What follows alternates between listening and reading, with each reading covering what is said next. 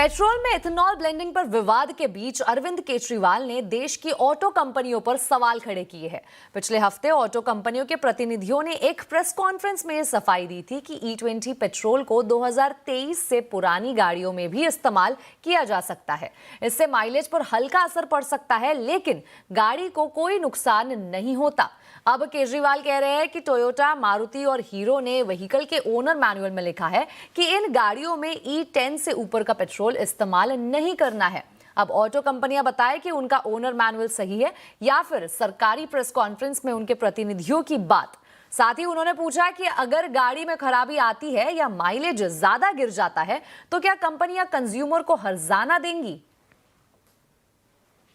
ये वो चिट्ठी है जो इन 3 कंपनियों को लिखी है, टोयोटा किर्लोस्कर को, मारुति को और हीरो को।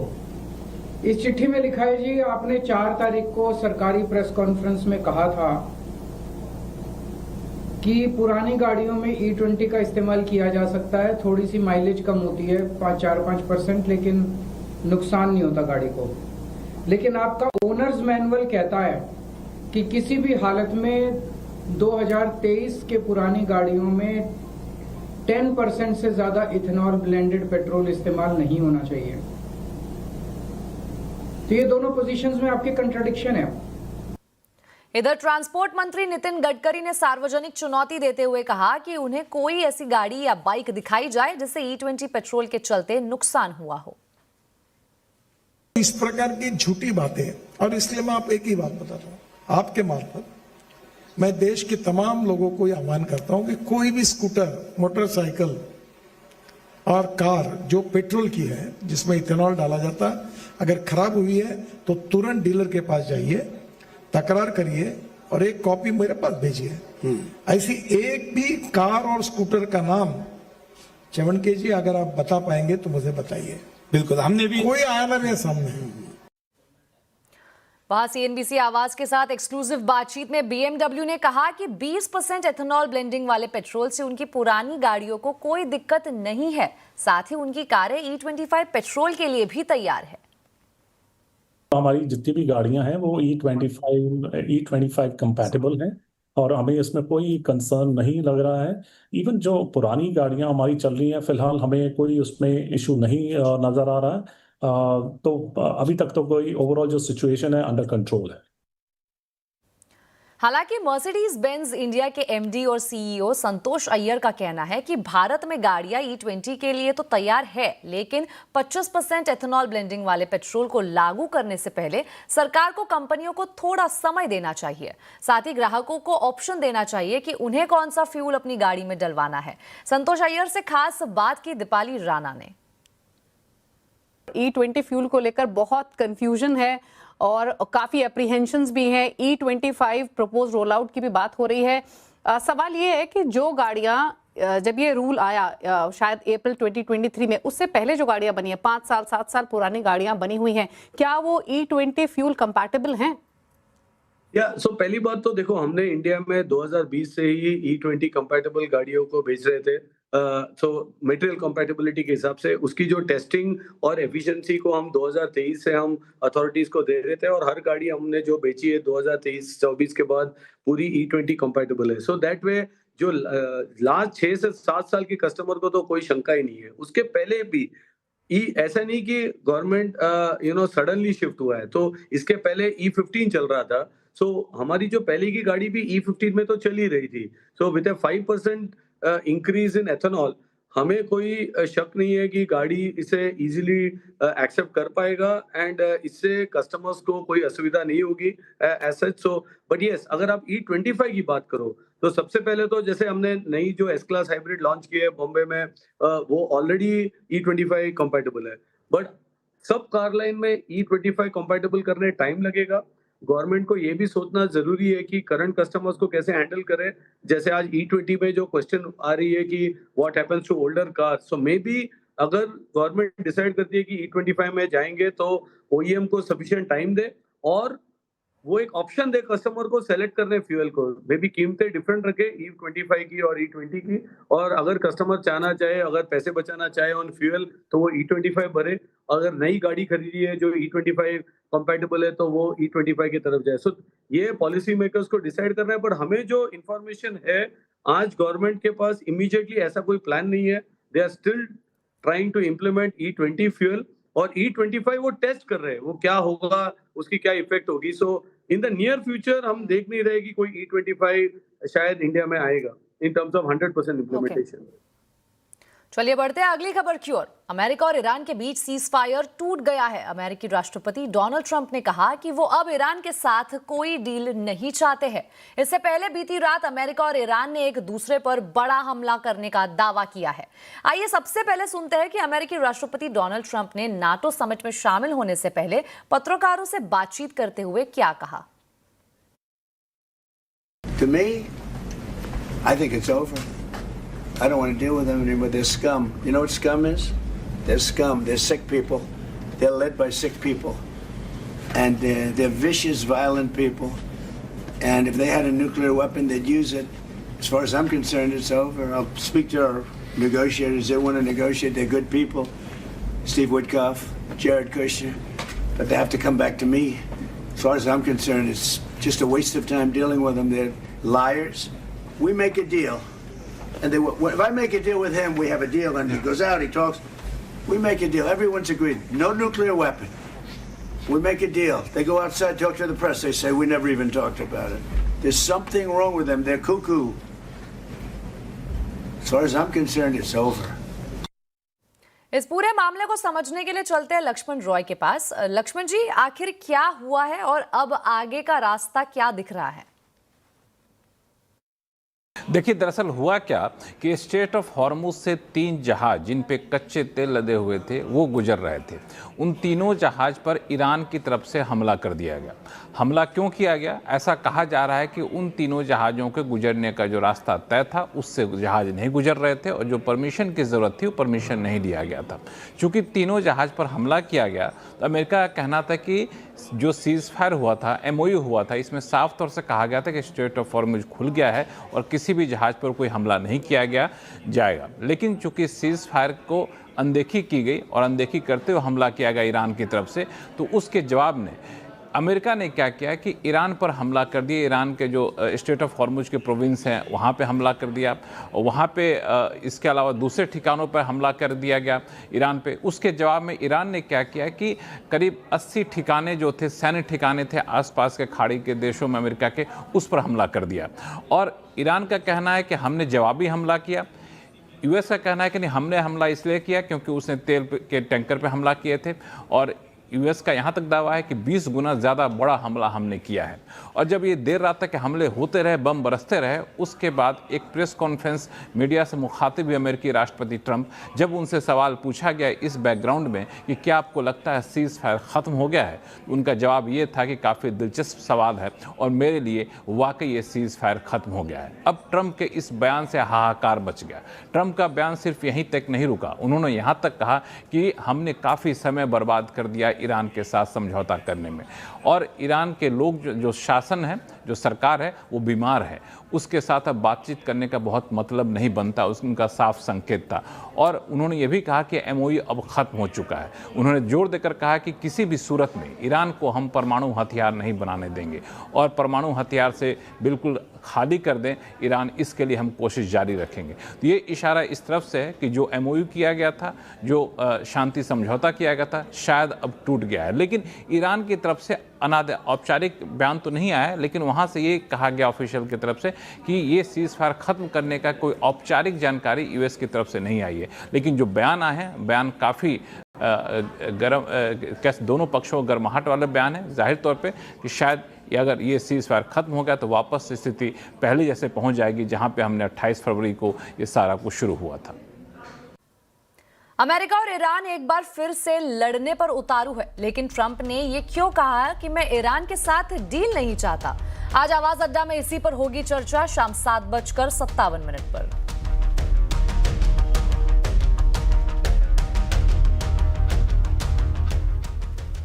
चलिए अब एक नजर आज के बाजार के हाल पर। ईरान पर ट्रंप के बयान से बाजार में हाहाकार मच गया। सेंसेक्स निफ्टी भारी गिरावट के साथ बंद हुए।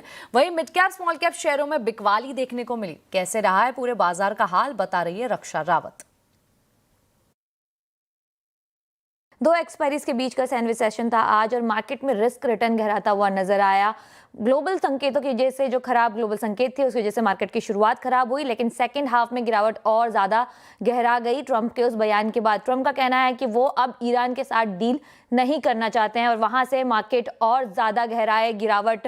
अगर निफ्टी की बात करें, सेंसेक्स की बात करें तो यहाँ पर करीब 2% से ज्यादा की गिरावट देखने को मिली। वहीं बैंक निफ्टी में करीब 2.5% की गिरावट देखने को मिली।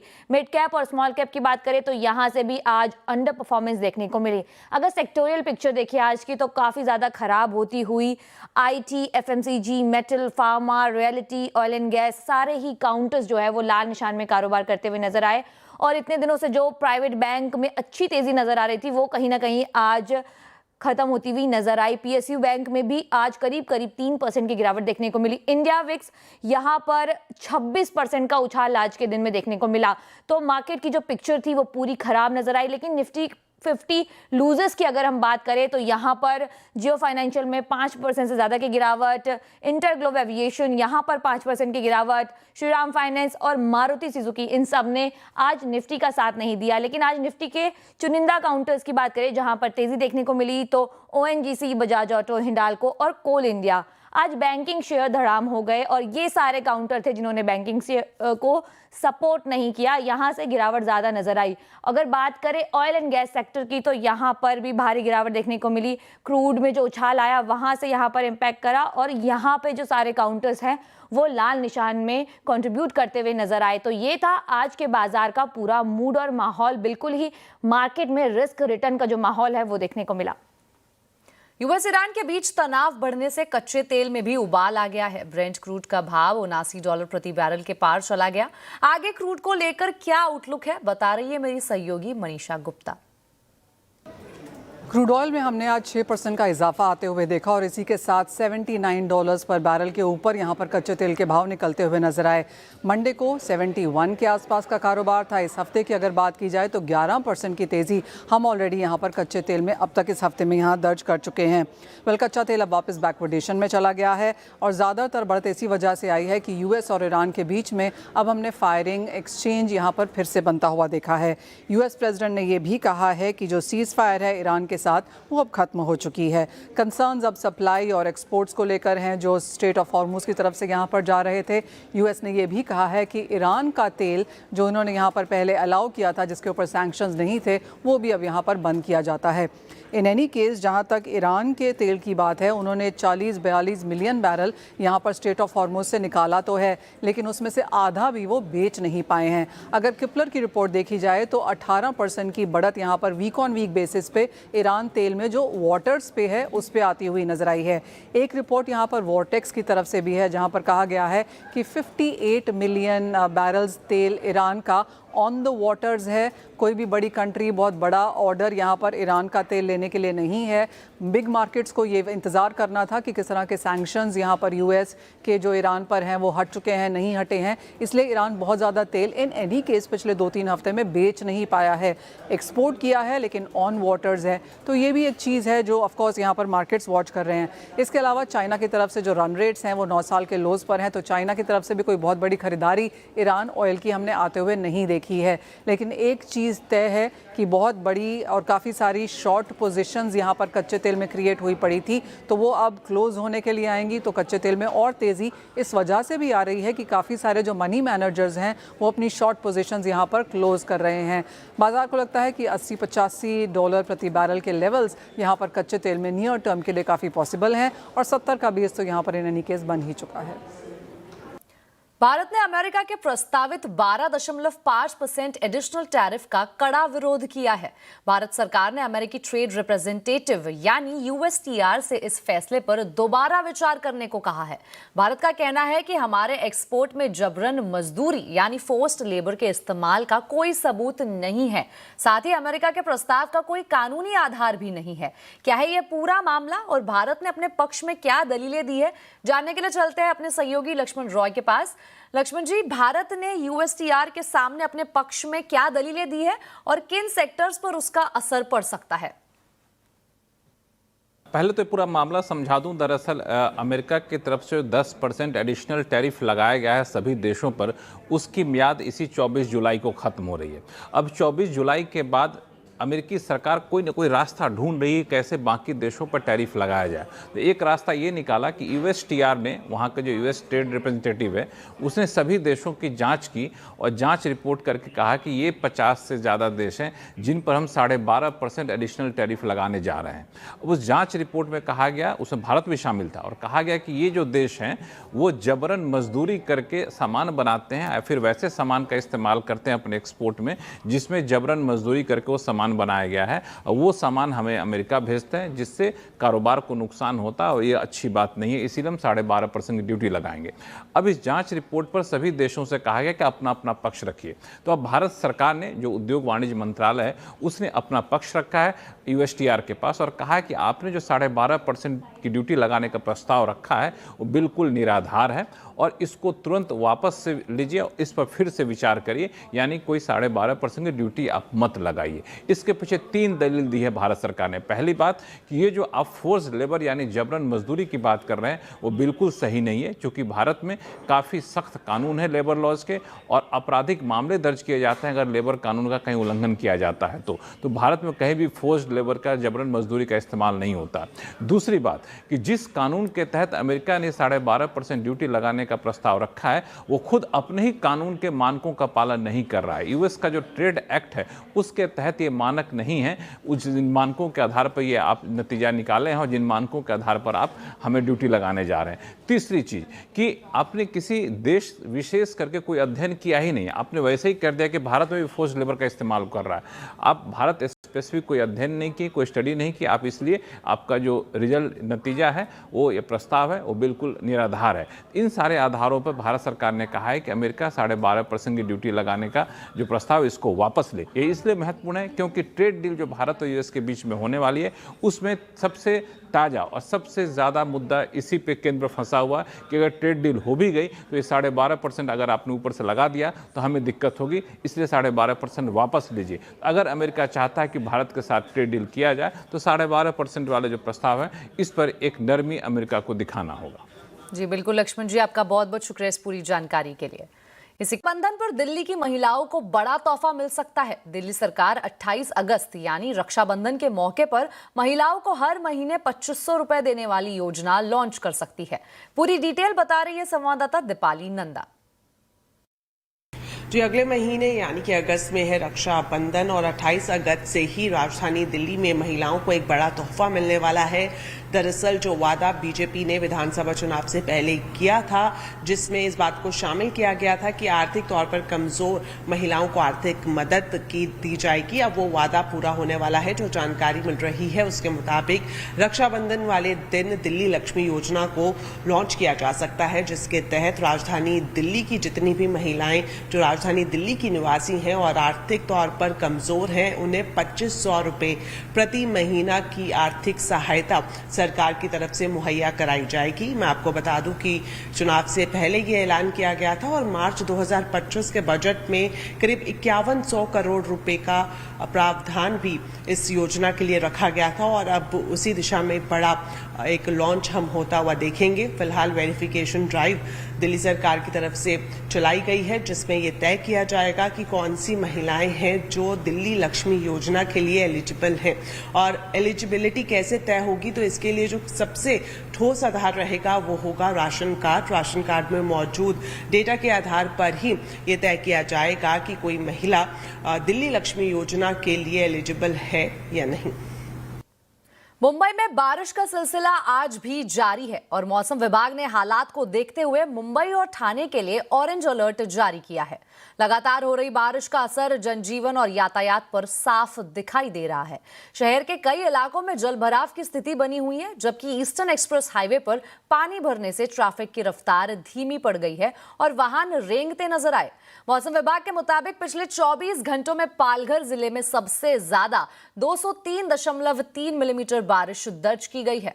लगातार बारिश के चलते राज्य की कई नदियों का जलस्तर भी तेजी से बढ़ रहा है। वहीं बारिश और जलभराव का असर रेलवे सेवाओं पर भी पड़ा है। मुंबई में कई प्रमुख ट्रेनों का संचालन प्रभावित हुआ है।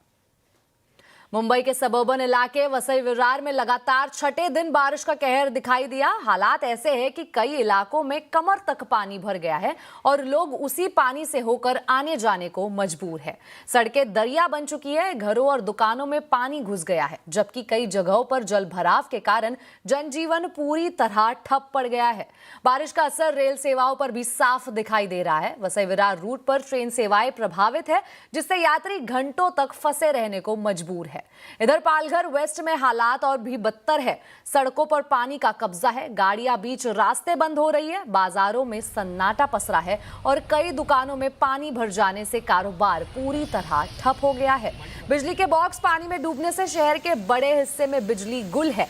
लोगों को दूध, पीने का पानी और रोजमर्रा की जरूरी चीजों के लिए जद्दोजहद करनी पड़ रही है। पीने का पानी महंगा बिक रहा है।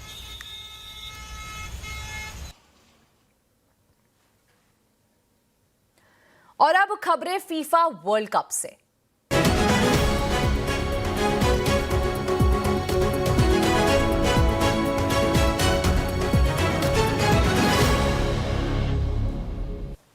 डिफेंडिंग चैंपियन अर्जेंटीना ने मिस्र को 3-2 से हराकर फुटबॉल वर्ल्ड कप के क्वार्टर फाइनल में जगह बना ली। अर्जेंटीना 78वें मिनट तक 0-2 से पीछे थी। यहां से रोमेरो, मेसी और फर्नांडिस ने 13 मिनट में 3 गोल कर टीम को जीत दिला दी और पासा पलट दिया। वर्ल्ड कप इतिहास में ऐसा पहली बार हुआ है जब अर्जेंटीना की टीम 2 गोल से पिछड़ने के बाद जीती है। मेसी ने इस टूर्नामेंट में 8वां गोल किया। सबसे ज्यादा गोल के साथ मेसी गोल्डन बूट की रेस में पहले स्थान पर पहुंच गए हैं। वहीं दूसरे मुकाबले में स्विट्जरलैंड ने कोलंबिया को 4-3 से हराया और क्वार्टर फाइनल में जगह बना ली। इसी के साथ फीफा के राउंड ऑफ 16 के सभी मुकाबले खत्म हो गए हैं और क्वार्टर फाइनल के लिए सभी 8 टीमें तैयार हो गई है। अब 10 जुलाई से क्वार्टर फाइनल के मुकाबले होंगे। पहला मैच फ्रांस और मोरक्को के बीच 10 जुलाई को होगा। दूसरा मैच स्पेन और बेल्जियम के बीच 11 जुलाई को होगा। 12 जुलाई को 2 मुकाबले होंगे। पहला नॉर्वे और इंग्लैंड होगा और दूसरे मैच में अर्जेंटीना की भिड़ंत स्विट्जरलैंड से होगी।